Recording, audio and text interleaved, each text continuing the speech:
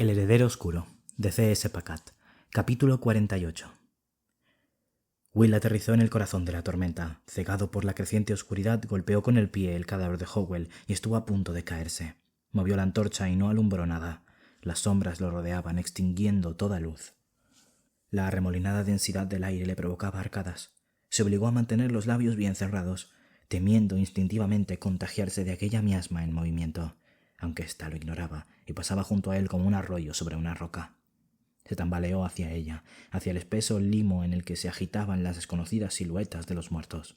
Tenía que suponer en qué dirección avanzar, ya que era incapaz de ver.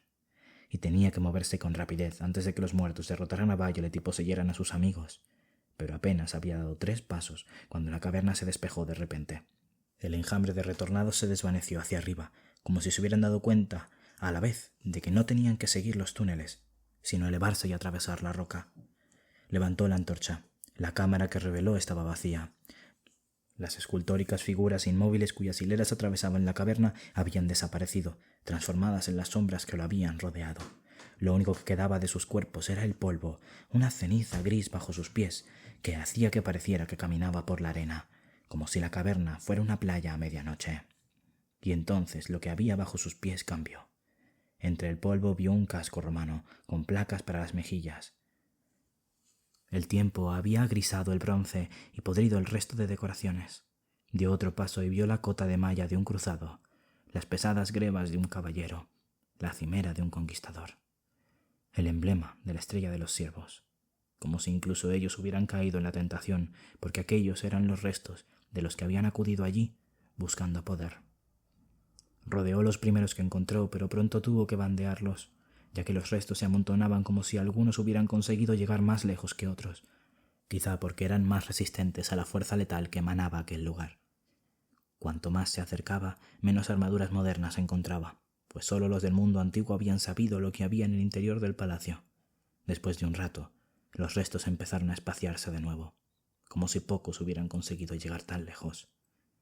Y entonces llegó a un claro, más allá del cual nadie había llegado, y en el centro vio una única figura inerte en el suelo. Kettering. Cuando se acercó vio la sangre encharcada debajo de su cuerpo, su rostro laxo e inmóvil, y al arrodillarse junto al cuerpo vio que tenía la piel quemada, como si su carne no hubiera sido lo bastante fuerte para soportar el poder que la había atravesado.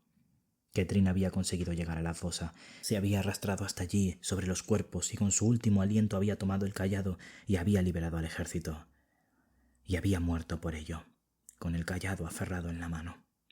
Will lo miró, mudo en la muerte. Aquel hombre había recibido una segunda vida y en lugar de vivirla, había pasado cada hora estudiando, indagando, buscando un modo de despertar a su amada. Le había dado la espalda al mundo para existir en el sombrío reino de la memoria. Había encontrado el cayado, había despertado a los retornados, pero murió antes de poder reunirse con su amante. Parecía muy solo ahora que las sombras de sus compañeros habían abandonado la cámara, incluso aquella que había buscado. Con su descoordinada ropa de profesor tenía el aspecto de un erudito que podría haber hablado en alguna institución real, pero no había tenido esa vida, y tampoco la tuvo el niño cuyo cuerpo había robado. ¿Quién sabía si la mujer por la que había muerto estaba ahora allí afuera, buscando un anfitrión, tomándolo? Kettering nunca lo sabría. Su búsqueda lo había matado. Will se arrodilló para deslizar el cayado de la mano de Kettering. Los dedos del hombre seguían calientes y eso sorprendió a Will. La frialdad de la muerte todavía no había reptado sobre él, pero la verdadera sorpresa fue el cayado. Will se había imaginado que sería un ornamentado cetro diseñado para ceremonias, quizá con una piedra mágica incrustada. No lo era. No estaba decorado. No era un cetro. Era un hierro. La marca S ennegrecida por el tiempo y un sinfín de inmersiones en el fuego. Irradiaba un oscuro poder, una atracción más fuerte que la del collar. El primer hierro, pensó Will, la primera vez que Sarsian puso su marca en su gente. Lo hacía y después colocaba la mano sobre la carne de sus seguidores, uniéndolos a él para siempre. Sosteniendo la sencilla empuñadura de hierro, Will tocó la S. La visión lo golpeó como un puñetazo en los dientes. La sala del trono estaba atestada de muertos, de cuerpos abiertos, de armaduras aplastadas. La magia había abierto agujeros y quemado parches negros en el mármol blanco. como zarcillos de putrefacción. La masacre lo contentaba, como lo hizo no encontrar obstáculos en su camino hacia el trono, seguido por su guardia oscura. Era arrogante tomar la iconografía del sol y retorcerla. Aquella extravagante ironía también le gustaba. Una guardia oscura para reemplazar a la guardia del sol, un rey oscuro para reemplazar. «El rey sol se ha ido», le dijo Sarsian a la reina. «Ha huido, con sus siervos y su guardia de confianza y su campeón, el general del sol». La reina lo miró. Solo había sobrevivido un guardia con ella, y cuando Sarsian descubrió quién era el guardia, soltó una carcajada que resonó en la sala del trono. El joven guardia era mayor ahora, porque había pasado mucho tiempo desde que Sarsian fue expulsado del palacio. En ese intervalo se había convertido en una lanza, atractivo y perfeccionado para la lucha, con el cabello un tono o dos más claros que el de su reina y los ojos claros.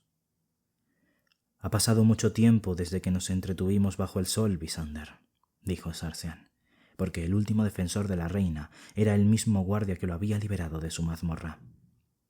Duna lo había apodado entonces, porque era divertido, alguien sin importancia, alguien fácil de engañar.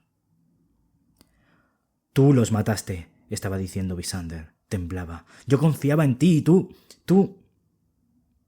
¿Lo mato a él también?», preguntó el guardia oscuro. «No. Una vez me ayudó», contestó Sarsian. «Muy bien. ¿Ves? Mantengo mis promesas, Visander». En los ojos de Visander ardía un odio puro. «Entiendo por qué te ha elegido», podría haberle dicho Sarsian. Visander lo perseguiría como ningún otro porque en el pasado había creído en él. Que la reina hubiera elegido a Visander como su campeón era una idea tan brillante como desconcertante. Fue el primer indicio de la oponente en la que se convertiría. Pero Visander era una preocupación menor para Sarsian, cuyos ojos se habían concentrado en la reina. Se mantuvo erguida ante él, con su túnica ceremonial blanca y dorada y su cabello rubio cayendo por su espalda en una trenza que terminaba como la cola de un león. Sarsian no había esperado que sus sentimientos tras una única noche juntos lo pillaran tan desprevenido. Recordar lo dolorosa y bonita que había sido su unión. Lo que hubo entre ellos estaba ya roto, por supuesto. Se rompió en el momento en el que él llamó a su puerta. «Nunca serás el auténtico rey», le dijo. «Aquellos que te sirven solo serán esclavos involuntarios. Nadie se uniría a ti por elección, no sabiendo lo que eres». «¿Y qué soy?» «Un muerto», replicó la reina. «Voy a matarte. No pararé hasta que lo haga. No habrá ningún sitio donde puedas descansar. Te cazaré. Te mataré tantas veces como tenga que hacerlo. Seré yo. Será mi espada, Sarsian. La luz siempre se alzará contra ti». «¿La luz?», dijo Sarsian. «Hoy he apagado el sol». «No puedes extinguir la luz», contestó ella.